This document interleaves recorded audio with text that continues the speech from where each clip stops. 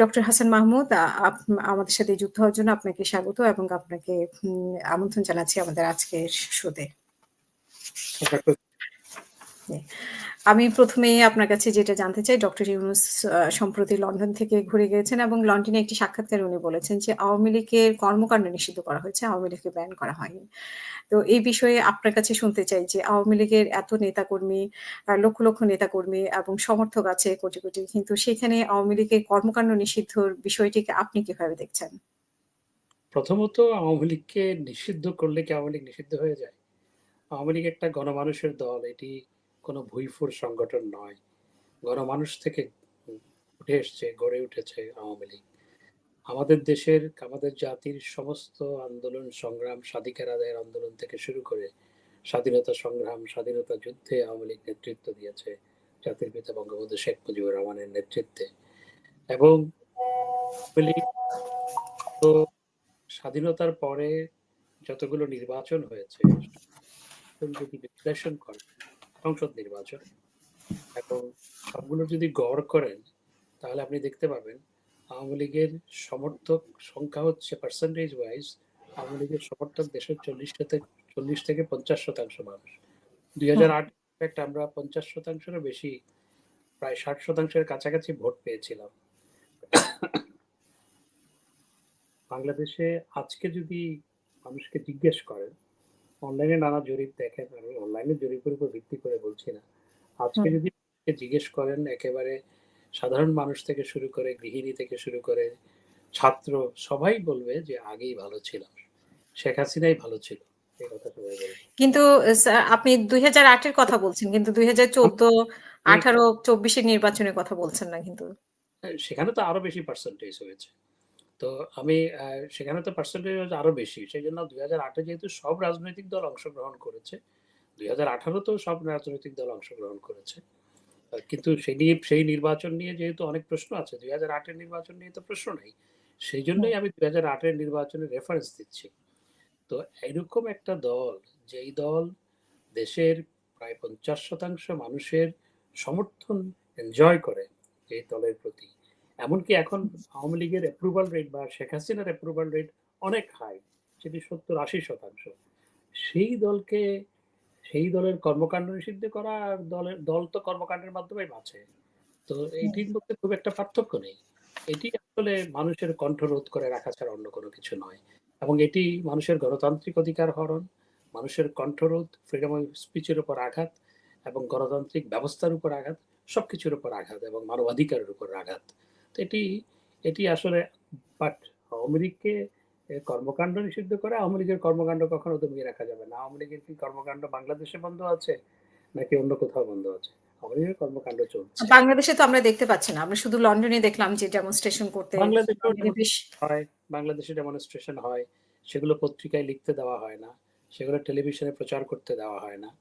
এবং আজকে গণমাধ্যমের স্বাধীনতা, আপনি যদি, আমি তো গণমাধ্যম বিষয়ক মন্ত্রী ছিলাম 5 বছর, দলের প্রচার সম্পাদক ছিলাম 7 বছর, এবং আজকে গণমাধ্যমের স্বাধীনতার দিকে একটু তাকান, আপনি তাকিয়ে দেখেন কয়শো সাংবাদিক আজকে গ্রেপ্তার, কত শত সাংবাদিকের বিরুদ্ধে হত্যা মামলা বা হত্যা চেষ্টা মামলা, এবং বিদেশে ছিল তার বিরুদ্ধে হত্যা মামলা, হত্যা চেষ্টা মামলা। এবং আজকে সাংবাদিকদের যে সমস্ত সংগঠন, আন্তর্জাতিক সংগঠন, সিপিজে থেকে শুরু করে নানা সংগঠনগুলো বলছে পৃথিবীর সবচাইতে যে 10টি দেশ সাংবাদিকদের জন্য ঝুঁকিপূর্ণ বা সাংবাদিকতা যেখানে ঝুঁকিপূর্ণ, সেখানে বাংলাদেশ একটি। সেখানে তো কোনো কিছু প্রচার করতে দেওয়া হয় না। আমাদের চরিত্র হনন করার জন্য নানা ধরনের সংবাদ প্রচার করা হয়েছে, পুশ করে সংবাদ প্রচার করা হয়েছে। প্রথম চেষ্টা ছিল কয়েক মাস হচ্ছে আওয়ামী লীগের নেতাদের চরিত্র হনন, তাদেরকে দুর্নীতিবাজ বাড়ানো, চরিত্র হনন। আমরা প্রতিবাদ দিয়েছি, সেই প্রতিবাদ ছাড়বে না। আমি তো দলের প্রচার সম্পাদক, গণমাধ্যম তথ্য সম্প্রচার মন্ত্রী থাকার কারণে সাংবাদিকদের সাথে ব্যাপক আমার সম্পর্ক আছে, এবং সেটি শুধু সেই কারণে নয়, আমি দীর্ঘদিন ধরে, আমি যখন ছাত্রলীগের একেবারে কলেজের শাখার সাধারণ সম্পাদক, তখন থেকে আমি প্রেস রিলিজ লিখি এবং গণমাধ্যমে দিয়ে আসতাম। তখন তো ফ্যাক্স ছিল না, তখন ইমেল ছিল না, তখন গিয়ে গিয়ে দিয়ে আসতে হতো। সংবাদকর্মীর মতো কাজ করেছে। সুতরাং আমার সাথে দীর্ঘ 40, 45, 46 বছরের একটা সম্পর্ক আছে গণমাধ্যমের সাথে। তো তারা কিন্তু বলেছে গণমাধ্যমের কথা যদি আসে তাহলে তো বলে যে আমি একটু ১৫ শেষ বছরে আমি অনেকেই কথা বলতে পারেনি। আমি যারা একটু শেষ এখন কথা বলতে পারছে। আবার অনেকে এখন কথা বলতে পারছে না। মানে স্বাধীনভাবে নিউজ প্রকাশ করতে পারছে না। সেরকমও তো একটু বলি। মানে দাবি আছে। তো তাদের বক্তব্য হচ্ছে যখন আমরা রিজয়েন্ডার দিয়েছি, তা তখন বলল যে আমাদের রিজয়েন্ডার ছাপাতে নিষেধ আছে, পারব না। আমাদের সময় কি এমন ঘটেছে রিজয়েন্ডার দিলে রিজয়েন্ডার পত্রিকা ছাপায় নাই বা সরকার থেকে নিষেধ করা হয়েছে? আমি আমি যখন তথ্য সম্প্রচার মন্ত্রী ছিলাম, তখন আমার বিরুদ্ধে পত্রিকা নিউজ করত। টেলিভিশনেও নিউজ হয়েছে। এখন তথ্য সম্প্রচার মন্ত্রী বা কোনো মন্ত্রীর উপদেষ্টার বিরুদ্ধে নিউজ উপদেষ্টাকে প্রশ্ন করেছে। সেজন্য সাংবাদিকের চাকরি চলে গেছে। এটি বাংলাদেশের ইতিহাসে কখনো ঘটেছে কি? এমনকি পাকিস্তান আমলে আইয়ুব খানের আমলেও কি ঘটেছে যে ক্ষমতাসীন কাউকে প্রশ্ন করার কারণে তার চাকরি চলে গেছে? এবং এইভাবে সাংবাদিকদেরকে গণহারে হত্যা মামলা দেওয়া, গ্রেপ্তার করা, এটি কি আমাদের দেশে কখনো ঘটেছে? কখনো ঘটেনি। কিন্তু আপনি তথ্য মন্ত্রণালয়ে ছিলেন বা আপনি অনেক মানে পরে পররাষ্ট্র মন্ত্রণালয়ে ছিলেন। কিন্তু বলা হয় যে টক শোতে যারা যেত টক শোর বক্তারা তাদেরকে টেলিভিশনের পক্ষ থেকে নির্দিষ্ট একটা টাইম বলে দেওয়া হতো যারা বিপক্ষে বলতো। মানে আওয়ামী লীগ সরকারের বিপক্ষে যখন কথা বলতো। আওয়ামী লীগ এবং সরকার তাদের লিমিটেশন থাকতো। তো সেই জায়গাটা থেকে অনেকে মুক্তি পেয়েছে। টক শোতে এখন সেই পজিশনে পড়তে হয় না। এমনটা অনেকে বলছেন। সেই বিষয়ে আপনি কি বলবেন? প্রথমত টক শোতে যেভাবে আওয়ামী লীগের বিরুদ্ধে টক শো তো বলাই হতো শুধু আওয়ামী লীগের বিরুদ্ধে। আওয়ামী লীগের পক্ষে তো খুবই কম। আওয়ামী লীগের পক্ষে হয়তো 20% যখন আওয়ামী লীগ ক্ষমতায় ছিল তখনকার কথা বলছি।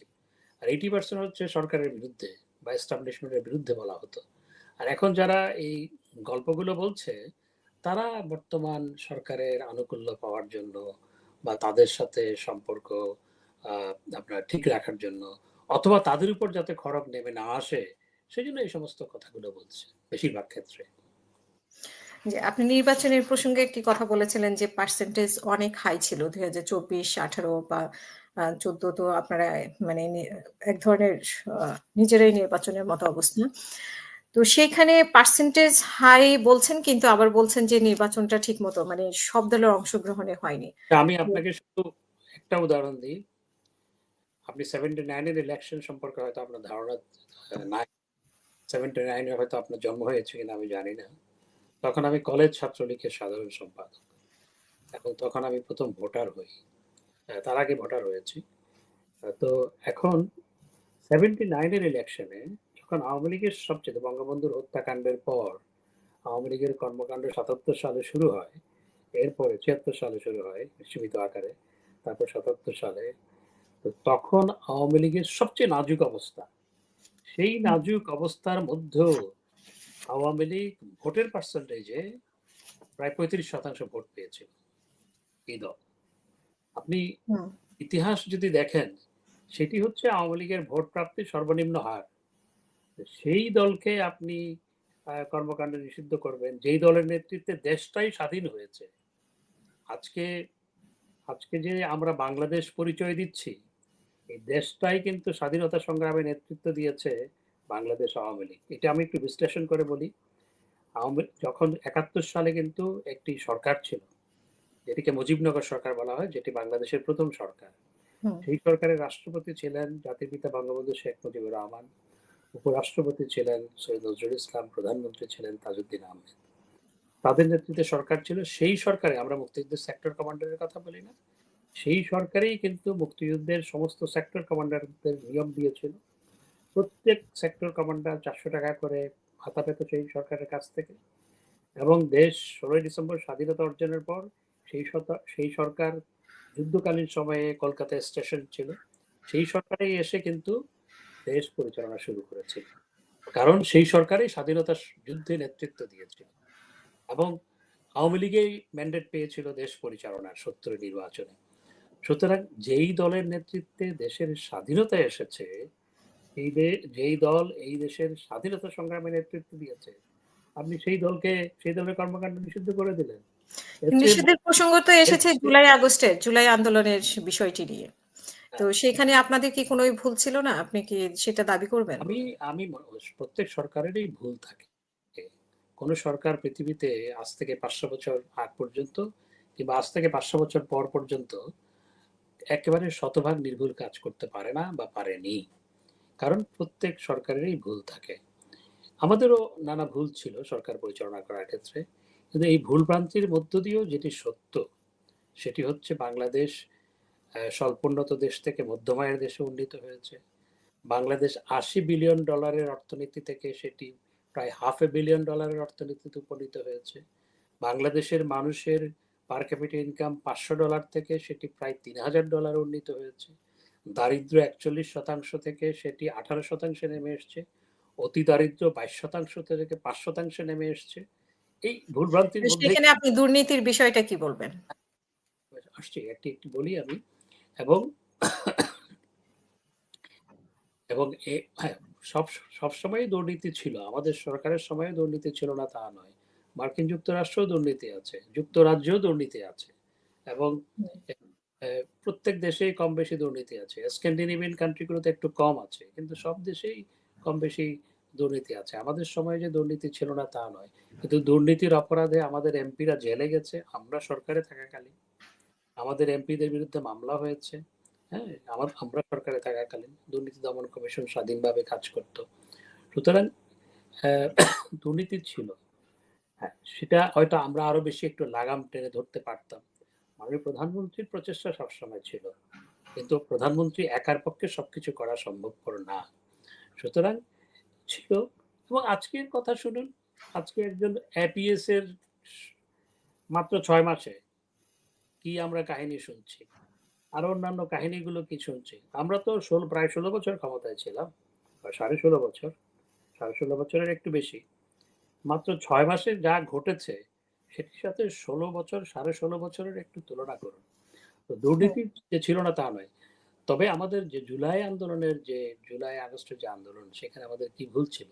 অবশ্যই আমাদের ভুল ছিল। আমি মনে করি যে শুরুতেই যদি ছাত্রদের সাথে আমরা আলোচনা করে বিষয়টিকে পুরোপুরিভাবে আদালতের উপরে ছেড়ে না দিয়ে ছাত্রদের সাথে আলোচনা করে সমাধান হতো, তাহলে যারা কুচক্রী ছিল, যাদের রাজনৈতিক উদ্দেশ্য ছিল, যারা হুম। ছাত্রদেরকে রাজনৈতিক উদ্দেশ্যে ব্যবহার করেছে, তারা সেই সুযোগটি পেত না।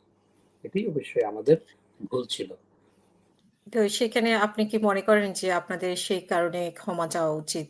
মানে জুলাই আগস্টে যা ঘটেছে, এতজনের প্রাণ গেল, এখনো হসপিটালে পড়ে আছে। আ যাদের বাচ্চারা মারা গিয়েছে তারা এখনো কান্নাকাটি করে। আমাদের সাথে লাইভে আসে। তো আমি প্রচন্ড একটু কষ্টের আমি এই বিষয়। আমি এই ব্যাপারে একটু বিশ্লেষণ করি। এখন ছাত্রদের ঘরের মধ্যে আপনার সাইলেন্সার ফিট করা, ওই যে আপনার দূরবীন ফিট করা অস্ত্র পাওয়া যাচ্ছে। যেই অস্ত্র জুলাই আগস্টে ব্যবহার হয় ছাত্রদের বাড়িতে। এই সরকারই উদ্ধার করছে, সেনাবাহিনী উদ্ধার করছে। এবং আজকে যে মৃত্যুর ১ম এ বলা হলো যে ২০০ জনের মতো মারা গেছে। তারপর বললে ৪০০ জন। তারপর দেখলাম ৮০০ জন। তারপর বলে ১৪০০ জন। তারপর বলে ২০০০ জন। কোন তালিকা নাই। এবং অনেক জুলাই আগস্টের শহীদ এখন আবার সশরীরে ফেরত এসছে। প্রায় শখানিক। শখানিক যাদেরকে শহীদ বলা হয়েছিল প্রায় তারা ফেরত এসছে।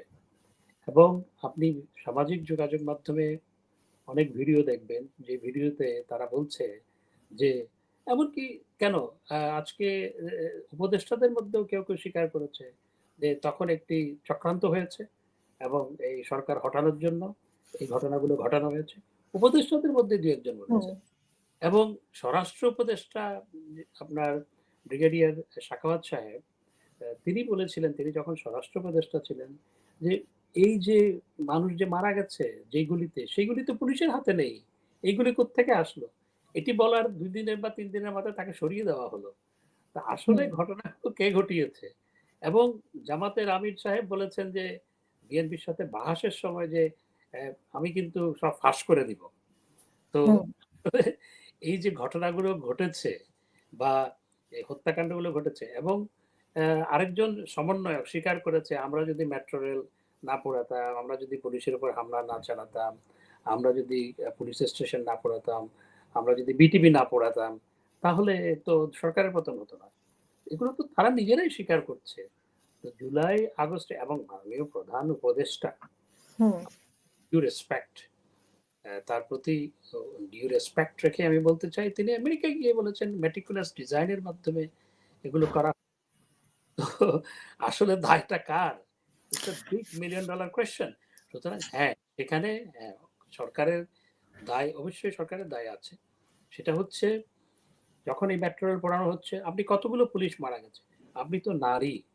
একজন নারী পুলিশ, সে প্রেগনেন্ট, সে প্রাণ ভিক্ষা চেয়েছে যে আমার পেটে বাচ্চা, আমাকে মেরো না। তাকে মেরে ফেলা হয়েছে। পুলিশকে ধরে নিয়ে পিটিয়ে মেরে ঝুলিয়ে রাখা হয়েছে লাশ। আমাদের নেতা কর্মীদের আপনার অনেককেই পিটিয়ে ঝুলিয়ে রাখা হয়েছে রংপুরে, গাজীপুরে, বিভিন্ন জায়গায় পিটিয়ে। আজ বাংলাদেশের যে কোনো সভ্য সমাজে কোনো একটি কুকুরকেও যদি কেউ পিটিয়ে মারে, মানুষ কিন্তু প্রতিবাদ করে। এবং বাংলাদেশে জুলাই আগস্টে আমাদের নেতা কর্মীদের এবং পুলিশকে পিটিয়ে মেরে লাশ ঝুলিয়ে রাখা হয়েছে। এই যে বিভৎসতা, এটা তো আমরা আফগানিস্তানে দেখেছি। কারা এই ঘটনাগুলো ঘটিয়েছে এবং কারা মেটিকুলাস ডিজাইন করেছে, আজকে তো আস্তে আস্তে কথাগুলো ফাঁস হচ্ছে। বের হচ্ছে। আমাদের ব্যর্থতা হচ্ছে, হুম। আমাদের ব্যর্থতা হচ্ছে আমরা সেই ষড়যন্ত্র শনাক্ত করতে পারিনি। আমরা সেই ষড়যন্ত্রকে মোকাবেলা করতে পারিনি এবং সময় মতো আমরা ছাত্রদের সাথে বসে জিনিসটা সমাধান করতে পারিনি। আর এখানে আমার একটি প্রশ্ন, যে যেখানে সরকার কোটা বাতিল করেছিল, সেখানে হাইকোর্টের একটা বেঞ্চ কেন স্বপ্রণোদিত হয়ে আপনার একটা আপিলের প্রেক্ষিতে অবশ্য একটি পিটিশনের প্রেক্ষিতে করেছে, তো কেন তারা এই কোটা পদ্ধতি বাতিলের রায় দিল? আমার তো মনে হয় ষড়যন্ত্রের সাথে তারাও যুক্ত ছিল, যে এই ধরনের আনরেস্ট করার জন্য তারাও যুক্ত ছিল। আপনি যেই কথাগুলো বলেছেন যে আপনি যেটা দেখেছেন বা শুনছেন, এখন শুনছেন জুলাইয়ের আন্দোলনকে নিয়ে ঘিরে। কিন্তু আমরা তো এটাও দেখেছি স্বরাষ্ট্র মন্ত্রীকে বলতে একজন পুলিশ কর্মকর্তা বলছেন যে, "একটা মারলে একটা যায়, বাকিটা যায় না।" তো উনি তো এটা শুনছিলেন। এই চিত্রও তো আমরা দেখেছি। তো সেটা কি বর্ণনা দিবেন? দেখুন, পুলিশ যখন আক্রান্ত হয়েছে, আপনি যখন আক্রান্ত হন, তখন আপনার কিন্তু সেলফ ডিফেন্সের অধিকার আছে আইন অনুযায়ী। বাংলাদেশের আইন অনুযায়ী, ইউকের আইন অনুযায়ী, যে কোনো দেশের আইন অনুযায়ী। আপনাকে কেউ যদি মারতে আসে, আপনি আত্মরক্ষার্থে আপনি কিন্তু প্রতিপক্ষকে আক্রমণ করতে পারেন। পুলিশ সেই ক্ষেত্রে যখন আক্রান্ত হয়েছে, যখন রাষ্ট্র আক্রান্ত হয়েছে, রাষ্ট্রীয় সম্পত্তি আক্রান্ত হয়েছে, পুলিশ নিজে আক্রান্ত হয়েছে, তখন পুলিশকে ব্যবস্থা গ্রহণ করতে হয়েছে। তখন কি পুলিশ মানে গুলি চালানোর জন্য অনুমতি দেওয়া হয়েছে এবং সে একটা গুলি করলে যদ্দূর জানি মাননীয় প্রধানমন্ত্রী সবসময় গুলি চালানোর বিপক্ষে ছিল, আমি জেনে বলছি। সবসময় এই বল প্রয়োগের বিপক্ষে কিন্তু ছিল। ৫ই আগস্টে তো আমরা জানি যে সেনাপ্রধান রাজি হয়নি দেখেই মানে ওনাকেও রিকোয়েস্ট করা হয়েছিল। এগুলো গল্প। এগুলো আপনি কোত্থেকে শুনেছেন? সেনাপ্রধান আপনাকে বলেছে না কে বলেছে? এই যে গল্পগুলো ছড়িয়ে দেওয়া হয়, তো মাননীয় প্রধানমন্ত্রী তো চাইলে ক্ষমতায় থাকতে পারত, আরো বল প্রয়োগ করে ক্ষমতায় থাকতে পারত। তিনি যদি ডাক দিত আওয়ামী লীগের সমস্ত নেতা কর্মীদের, তোমরা ঢাকায় আসো, গণভবনের চারপাশে আসো, আসতো না? অবশ্যই আসতো। মাননীয় প্রধানমন্ত্রী আমাকে নিজে বলেছেন যে আমি এই ধরনের রক্তপাতের মধ্যে ক্ষমতায় থাকতে চাই না, আমাকে নিজে বলেছেন। সুতরাং তিনি যদি চাইতেন, তিনি কিন্তু আরো বল প্রয়োগ করে ক্ষমতায় থাকতে পারতেন। তিনি চান নাই দেশে এই হানাহানি অব্যাহত থাকুক। সেজন্যই তিনি ক্ষমতা ত্যাগ করার সিদ্ধান্ত গ্রহণ করেছিলেন, যদিও তিনি আনুষ্ঠানিকভাবে পদত্যাগ করেন নাই। হুম। পদত্যাগ করেননি বলতে যেটা আমরা মাঝখানে শুনেছি যে পদত্যাগ পত্র নেই বা সাইন করেননি। সেই বিষয়টি কি আপনি বলছেন নাকি উনি না, তিনি যে পদত্যাগ করেছেন সেটি অর্থাৎ অডিও অর লিখিত কোনো কিছু তো নাই। এটা তো মাননীয় মহামান্য রাষ্ট্রপতিও বলেছেন যে তার কাছে কোনো লিখিত ডকুমেন্ট নেই। হুম। আপনার কি মনে হয় যে আগামী নির্বাচনের কথা বলা হচ্ছে, আলোচনা হচ্ছে যে ফেব্রুয়ারিতে নির্বাচন হবে। এই নির্বাচনে আওয়ামী লীগের কোনো সুযোগ আছে কিনা? যদিও এখানে বলা হচ্ছে যে বিচার এবং সংস্কারের কথাটা উল্লেখ আছে। তো বিচার শেষ না হওয়া পর্যন্ত আওয়ামী লীগের কর্মকাণ্ড নিষিদ্ধ। সেই প্রেক্ষাপটে নির্বাচনের বিষয়ে আওয়ামী লীগের কি ভাবছেন বা কি আমাদের মানে প্রধান উপদেষ্টাও কয়েকদিন আগে বলেছিলেন যে আওয়ামী লীগকে সিদ্ধান্ত নিতে হবে তারা নির্বাচনে আসবে কি আসবে না। তো সমস্ত প্রেক্ষাপট মিলে আপনি কি বলবেন নির্বাচনের বিষয়ে আগামী নির্বাচনে? দেখুন, প্রথমত ফেব্রুয়ারিতে নির্বাচন করার ঘোষণা এখনো সরকার দেয়নি, কিন্তু সরকার এখনো পর্যন্ত সরকারের পক্ষ থেকে যে ঘোষণা আছে সেটা হচ্ছে এপ্রিলের প্রথমার্ধে নির্বাচন হবে। এবং এখানে বিএনপির ভারপ্রাপ্ত মহাসচিবের সাথে লন্ডনে বিএনপির ভারপ্রাপ্ত চেয়ারম্যানের সাথে বৈঠক করে যেটি বলা হয়েছে, যদি এই হয় তাহলে ফেব্রুয়ারির প্রথমার্ধে নির্বাচন হতে পারে, সেই কথা বলেছে। সেটি বলে যাওয়ার পর কিন্তু এখনো পর্যন্ত সরকারের পক্ষ থেকে সেটির সপক্ষে কোনো কিছু বলা হয়নি। সুতরাং আমি প্রচন্ডভাবে সন্দিহান আসলে ফেব্রুয়ারিতে কোনো নির্বাচন আদৌ হতে যাচ্ছে কিনা। এটি একটি ১ম বিষয়। সেখানে যৌথ বিবৃতিতে যেটা বলা হয়েছে তথ্য বিবৃতিতে বলা হয়েছে যে বিচার যদি হয়, এই সংস্কার যদি হয় এবং সবকিছু অনুকূলে থাকে, আরো precondition, there are many conditions, and hmm, এই কন্ডিশন গুলো যদি ফুলফিল হয় তাহলে ফেব্রুয়ারির প্রথমার্ধে নির্বাচন করা যেতে পারে। হবে এটা বলা হয়নি, করা যেতে পারে। হুম, হুম। কিন্তু সেটির সেই ঘোষণা দেওয়ার পর তারপর কিন্তু গিয়ে এখনো পর্যন্ত সরকারের পক্ষ থেকে কিছুই বলা হয়নি। তো আমি মনে করি যে সরকারের আসলে সেই সময় নির্বাচন দেওয়ার কতটুকু ইচ্ছা আছে, that is a big question প্রথমত। আর বিএনপি যেটি সন্দেহ করছে সেটি এপ্রিল মাস হচ্ছে নির্বাচনের জন্য কখনো উপযোগী সময় নয়। তো হুম, কেন এপ্রিল মাসকে বেছে নেওয়া হলো? 28শে এপ্রিল ঘূর্ণিঝড় হয়েছিল, আপনার মনে আছে? 91 সালে হুম, হুম, 91 হুম। মনে আছে। এরকম এখন পরিস্থিতি আমি থাকে। হুম, শেষ করে নিই, আপনার প্রশ্নের উত্তর কিন্তু আমি দেইনি এখনো। তো সরি, না ইটস ওকে। এই কারণে একটু এখন আহ, এবং এই নির্বাচন, যে নির্বাচনে যদি নির্বাচন হয়, আওয়ামী লীগকে বাদ দিয়ে কোনো নির্বাচন হলে সেটিতে কখনো গ্রহণযোগ্য হবে না। যেই দলের পক্ষে প্রায় 50% মানুষ, যেই দলকে কোটি কোটি মানুষ যেই দলকে সমর্থন করে, যেই দল দেশের স্বাধীনতা সংগ্রামে নেতৃত্ব দিয়েছে, সেটিকে বাদ দিয়ে যদি কোনো নির্বাচন হয়, সে নির্বাচন প্রথমত জাতীয় এবং আন্তর্জাতিকভাবে গ্রহণযোগ্য হবে না। দ্বিতীয়ত, সেই নির্বাচনের মাধ্যমে কোনো সরকার গঠিত হলো সেটির স্থিতিশীলতা নিয়ে সবসময় প্রশ্ন থাকবে, দেশের স্থিতিশীলতা নিয়ে সবসময় প্রশ্ন থাকবে। সুতরাং আহ, তবে আজকের প্রেক্ষাপটে আওয়ামী লীগকে তো নির্বাচনে অংশগ্রহণ করার কোনো সুযোগ নেই। আর আওয়ামী লীগের প্রতি যে পরিমাণ হোস্টাইল আচরণ, প্রথমত আওয়ামী লীগের কর্মকাণ্ড নিষিদ্ধ করা হয়েছে। আর আওয়ামী লীগকে যদি হাত পা বেঁধে বলা হয় পুকুরে ঝাঁপ দাও, তাহলে তো আওয়ামী লীগ সেই ক্ষেত্রে পুকুরে ঝাঁপ দিতে পারে না, সেটিও মাথায় রাখতে হবে। সুতরাং আমি মনে করি যে দেশে নির্বাচন হলে সব দলের অংশগ্রহণে একটি গ্রহণযোগ্য নির্বাচন হওয়া প্রয়োজন। আর সেটি করতে হলে পরে আজকের যে এই প্রশাসন, সে সবার জন্য সমান আচরণ করেন। আজকে দেশ এই প্রশাসন চালাচ্ছে, সেই প্রশাসনকে এখন সবাই সন্দেহের চোখে দেখছে। বিএনপি সন্দেহের চোখে দেখছে, আওয়ামী লীগের প্রতি তো তারা প্রচন্ড হোস্টাইল, আওয়ামী লীগকে তো তারা প্রতিপক্ষ ভাবছে বা আওয়ামী লীগের কর্মকাণ্ড নিষিদ্ধ করেছে। বিএনপি তাদেরকে বিশ্বাস করে না, এখন হুম। এনসিপিও মধ্যে বিশ্বাস করে না, আবার জামাতও প্রশ্ন রাখে, এবং সবার আজকে সন্দেহের তীর তাদের দিকে। সুতরাং এই পরিস্থিতিতে এই সরকারের পক্ষে আদৌ নির্বাচন করা বা গ্রহণযোগ্য একটি নির্বাচন করা তো কোনোভাবেই সম্ভবপর নয়। আদৌ নির্বাচন করা কতটুকু সম্ভব সেটি আমি জানি।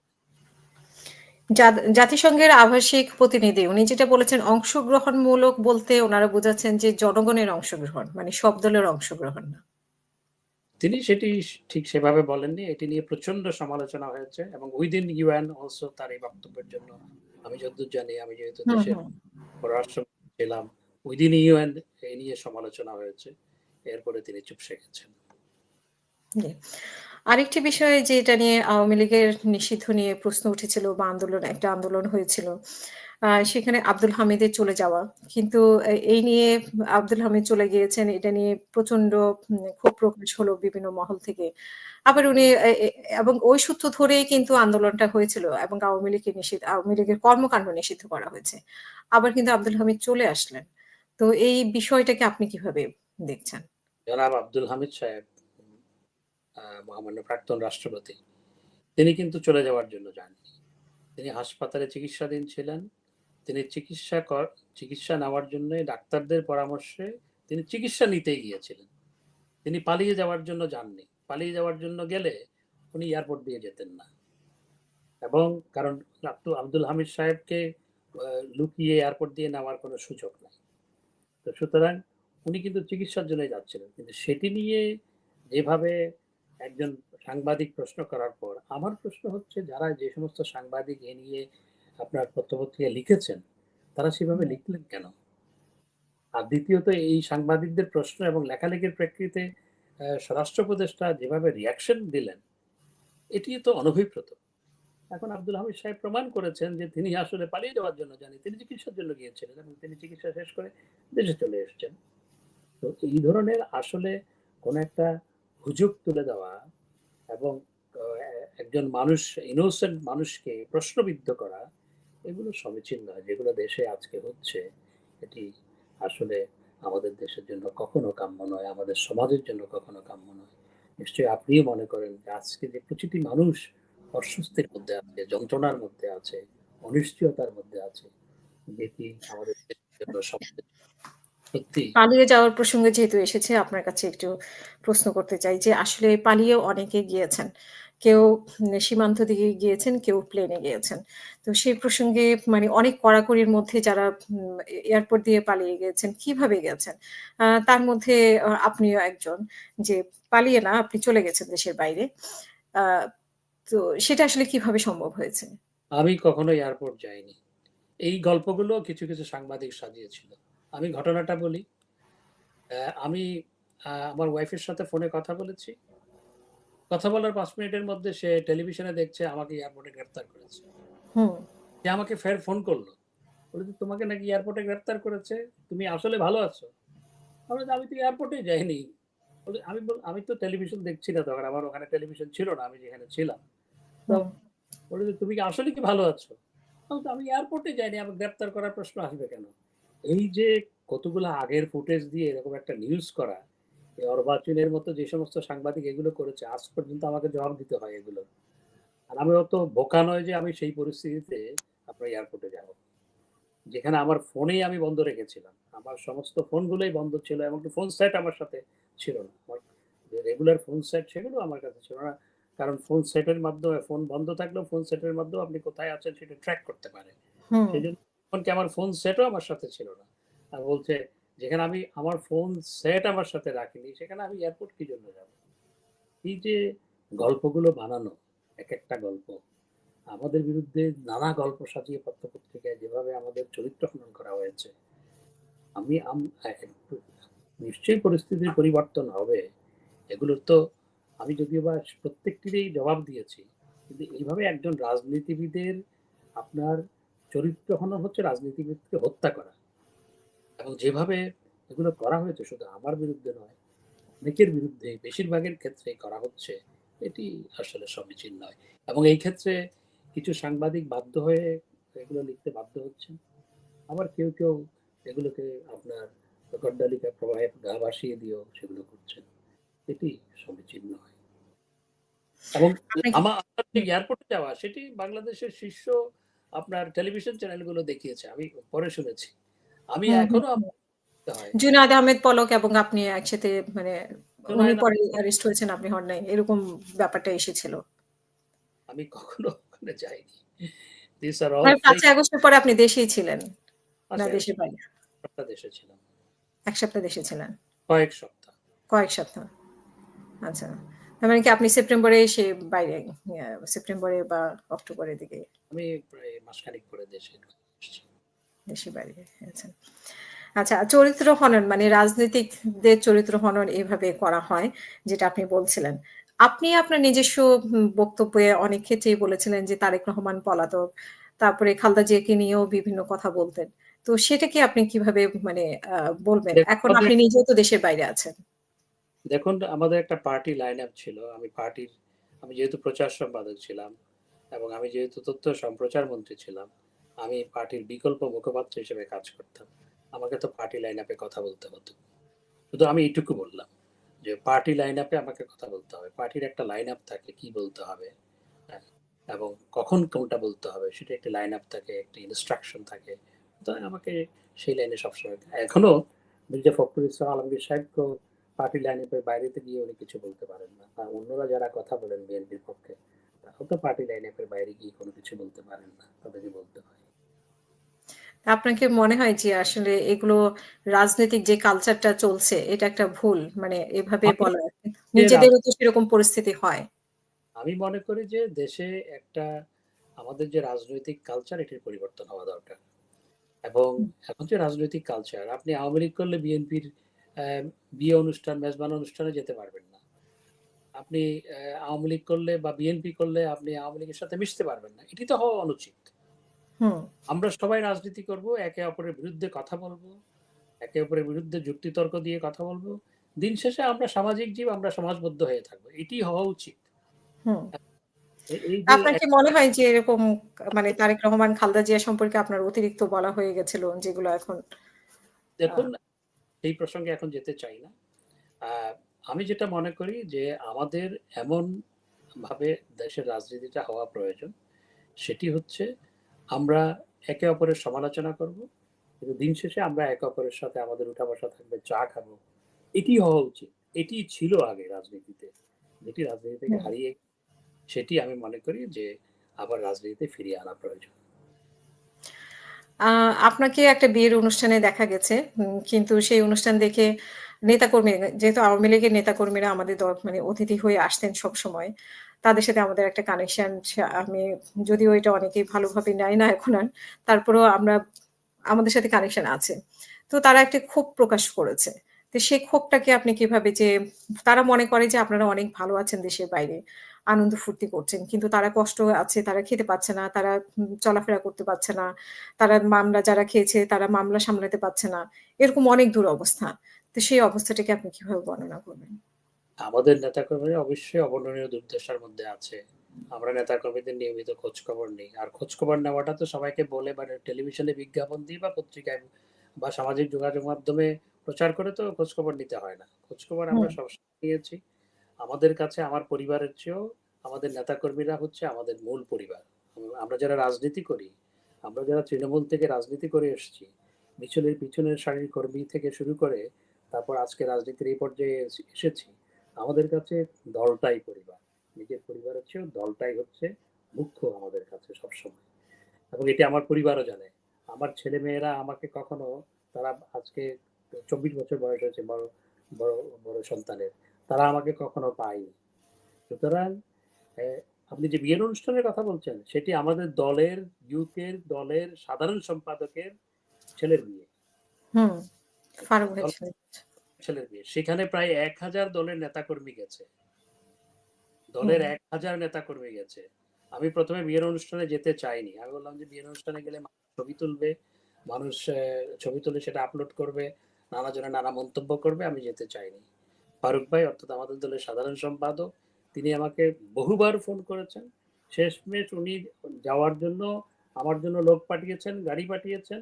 এরপর আমি ব্যারিস্টার নিঝুম সহ কয়েকজনের সাথে আলাপ করলাম যে আমি তো যেতে চাইনি কিন্তু ফারুক ভাই তো এরকম আমাকে যাওয়ার জন্য আ বলছেন। তখন বলল যে সবাই যাচ্ছে। অর্থাৎ হুম, লন্ডনে হুম, যারা আছে সবাই যাচ্ছে। এবং আমি তারপর গেছি এবং আমি মনে করি সেটি একটি দলের কর্মীদের মিলন মেলা ছিল।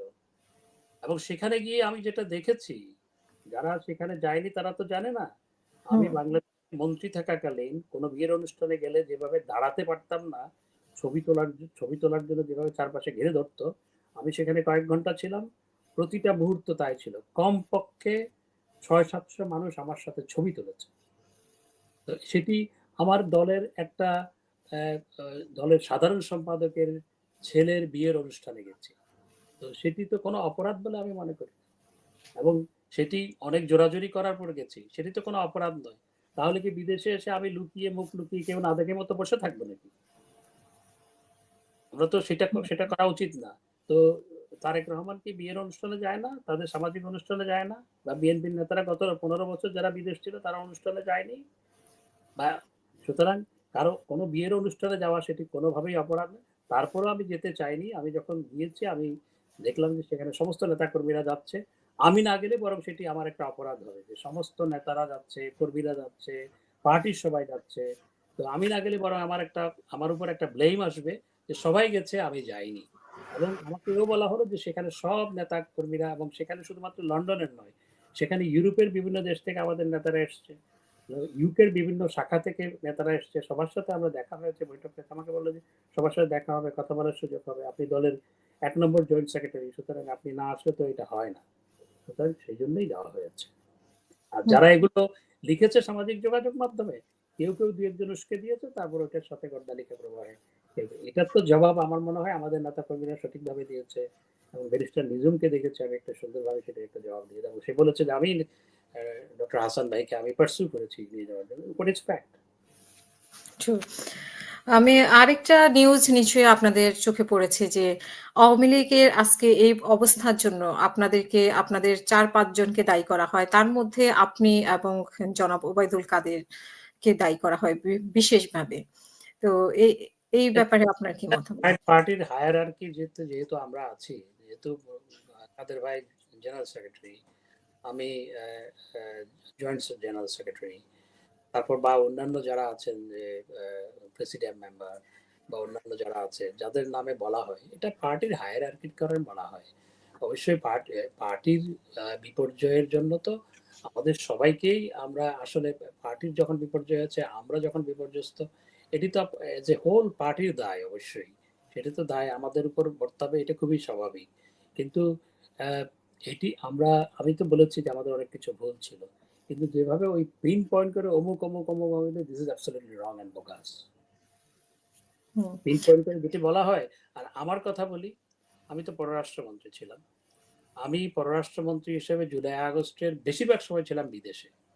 আমি আবার বলছি, জুলাই আগস্টের বেশিরভাগ সময় আমি বিদেশে ছিলাম।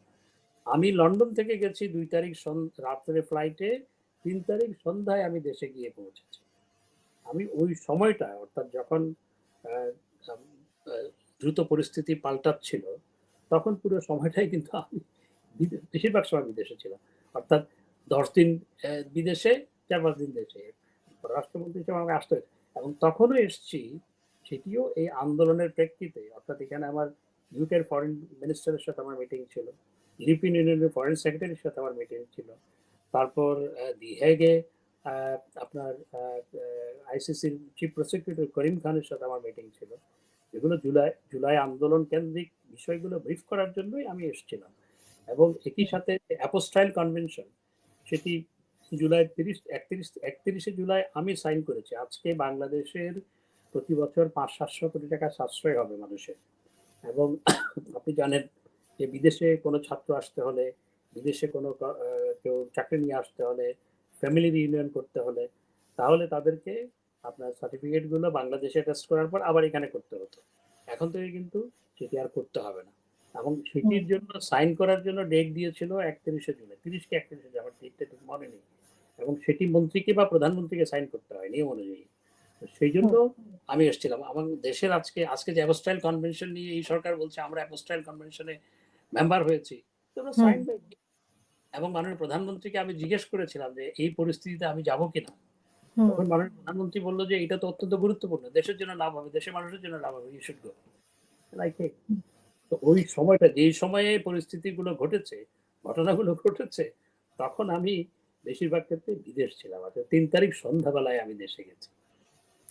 না, এটা আসলে বলা হয় গত ১৫ বছরের কথাই বলা হয় যে, গত ১৫ বছরে আপনাদের হস্তক্ষেপের কারণে আসলে দলের অনেক ক্ষতি হয়েছে। বিশেষ করে নমিনেশন বাণিজ্যের বিষয়টা আ সামনে এসেছে বারবারই। যে নমিনেশন বাণিজ্যের কারণে যোগ্য ব্যক্তিগুলো যোগ্য স্থানে যেতে পারে নাই। যারা যোগ্য এবং দক্ষ না তারা এমপি হয়েছে, মন্ত্রী হয়েছে, এমন কথাগুলো আসে আরকি।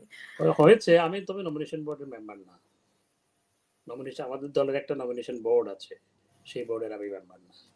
এবং নমিনেশনের কথা যেগুলো বলা হয়, সেগুলো তো মাননীয় প্রধানমন্ত্রী বা আওয়ামী লীগ সভাপতির সভাপতিত্বে মিটিং হয় এবং নানা রিপোর্ট দিয়ে নমিনেশন দেওয়া হয়। এরপরও যে ভুল নমিনেশন হয় নাই বা অযোগ্য ব্যক্তি নমিনেশন পায় না, তা কিন্তু নয়। অবশ্যই হয়েছে সেগুলো। সেগুলো সব দলের ক্ষেত্রেই হয়। যেগুলো গণসংগঠন, সেগুলো সব ক্ষেত্রে হয়। সেটি বিএনপির ক্ষেত্রে হয়, অন্যান্য দলের ক্ষেত্রে হয়। এটি কোনো ক্যাডার ভিত্তিক সংগঠন নয় যে এখানে এই ধরনের ভুল হবে না। ভুল হয়, হয়েছে। আওয়ামী বাট লীগের এখন বোর্ডের মেম্বার নই। আওয়ামী লীগের এখন এই পর্যায় থেকে আওয়ামী লীগ আবার কিভাবে রাজনীতিতে আসবে বা দল গোছাবে সেটা কি আদৌ সম্ভব কিনা আপনার কি মনে হয়? মাননীয় প্রধানমন্ত্রী, বাংলাদেশ আওয়ামী লীগের সভাপতি জননেত্রী শেখ হাসিনা, তিনি দল গুছাচ্ছেন। তিনি প্রত্যেকটি জেলা নয়, একেবারে উপজেলা, ইউনিয়ন পর্যায়ের নেতাকর্মীদের সাথে কথা বলছেন, যোগাযোগ রাখছেন, দল গুছাচ্ছেন। তার মনোবল শক্ত আছে। মনে রাখতে হবে, তিনি বঙ্গবন্ধু শেখ মুজিবুর রহমানের কন্যা। বঙ্গবন্ধু 2বার ফাঁসির মঞ্চের কাছাকাছি গেছেন, সেখানেও কিন্তু আপোষ করেননি। শেখ হাসিনাও তাই। এবং শেখ হাসিনা অবশ্যই স্বমহিমায় দেশে ফিরে আসবেন। এবং আওয়ামী লীগকে এভাবে দমিয়ে রাখা কখনো সম্ভবপর হবে না। হুম, লয়ারের মধ্যে কখন দেয় একটা মানুষ? উকিল নোটিশ দিয়ে কখন দেয়? যখন তার প্রতিবাদের মধ্যে সত্যতা থাকে, তার প্রতিবাদ করার সক্ষমতা থাকে। এমনকি দুর্নীতি দমন কমিশনের পক্ষ থেকেও যখন এই ধরনের নিউজ ছাপানো হয়েছে, আমি লয়ারের মাধ্যমে প্রতিবাদ দিয়েছি। সুতরাং এই ধরনের বোগাস সংবাদ পরিবেশন করে চরিত্র হনন করা, তো সেটিও আজকে মেটিকুলাস ডিজাইনের একটা অংশ। আজকে জয় আর পুতুলের বিরুদ্ধে বলা হচ্ছে, টিউলিপের বিরুদ্ধে বলা হচ্ছে। টিউলিপ বাংলাদেশে যায়নি। টিউলিপের আকাশের ঠিকানায় টিউলিপের নামে চিঠি পাঠানো হয়। এবং এই যে টিউলিপকে যেভাবে আপনার হেনস্থা করা হচ্ছে এবং হয়েছে, সেটির হুম, সেটির জবাব তো মাননীয় প্রধান উপদেষ্টা ইউকেতে এসে পেয়েছেন নিশ্চয়ই। হ্যাঁ, এবং এই যে এইভাবে, অর্থাৎ পুতুল কখনো বাংলাদেশের এগুলোর সাথে কোনোভাবে নাই, জয় এবং পুতুল দুজনেই, তাদের বিরুদ্ধে যেভাবে প্রপাগান্ডা করা হচ্ছে, তো আমরা তো কিছুই না। তো এই ধরনের প্রপাগান্ডা করে আসলে আওয়ামী লীগকে আপনার প্রশ্নবিদ্ধ করা, আওয়ামী লীগ নেতাদেরকে মানুষের কাছে হেয় করা, সেই পরিকল্পনারই একটি অংশ মাত্র এগুলো। সুতরাং এগুলো আমরা প্রতিবাদ জানিয়েছি, এবং এই প্রতিবাদগুলো ছাপানো হয় না, পত্রিকায় ছাপাতে দেয় না, সাংবাদিকরা চাইলেও তাদেরকে ছাপাতে দেয় না। হুম। ডক্টর হাসান মাহমুদ, অসংখ্য ধন্যবাদ আমাদের সাথে যুক্ত হওয়ার জন্য। আমরা শেষ করব। আপনার শেষ বক্তব্য প্লিজ। প্রথমত আমি মনে করি যে আজকে যেহেতু আপনি একজন সাংবাদিক, বাংলাদেশে আজকে সাংবাদিকতার গণমাধ্যম প্রচন্ড হুমকির মুখে। বাংলাদেশে আজকে মানবাধিকার বলতে কিছু নেই, কোনো কিছু অবশিষ্ট নেই। এবং আমি মনে করি বাংলাদেশকে এগিয়ে নিয়ে যেতে হলে politics of denial, politics of confrontation and politics of hatred, এটি বন্ধ হওয়া দরকার। পলিটিক্স করলে একে অপরের প্রতি ঘৃণা, পলিটিক্স অফ ডিনায়াল, আমি যা বলবো সেটি অপরপক্ষ সবসময় সেটাকে ডিনাই করা, সেই সেই রাজনীতি। অ্যান্ড পলিটিক্স অফ কনফ্রন্টেশন, একে অপরের সাথে কনফ্রন্ট করা, এই রাজনীতির অপসারণ হওয়া দরকার। পলিটিক্স অফ এনগেজমেন্ট এবং পলিটিক্স অফ আপনার একসাথে সবাই মিলে কাজ করার রাজনীতি, এবং দেশকে সবাই মিলে একসাথে এগিয়ে নিয়ে যাওয়ার রাজনীতি দরকার। এবং আমি মনে করি যে একটা ন্যাশনাল রিকনসিলিয়েশন দরকার দেশে, না হয় দেশকে এগিয়ে নিয়ে যাওয়া যাবে না। যেভাবেই হোক এইভাবে যদি চলতে থাকে দেশ এগিয়ে, আজকে একদল গেছে চর দখলের যে রাজনীতি, এটি বন্ধ হওয়া দরকার। একদল গেলে আরেক দলকে ঠেঙ্গিয়ে দেশ থেকে, মহল্লা থেকে বের করে দিবে, আবার আরেক দল এসে চর দখল করবে, আবার আরেক দল আসবে। এই রাজনীতির চির অবসান হওয়া দরকার। আমি মনে করি সেটি যদি আমরা করতে পারি, তাহলে দেশকে এগিয়ে নিয়ে যেতে পারবো আমরা। ধন্যবাদ।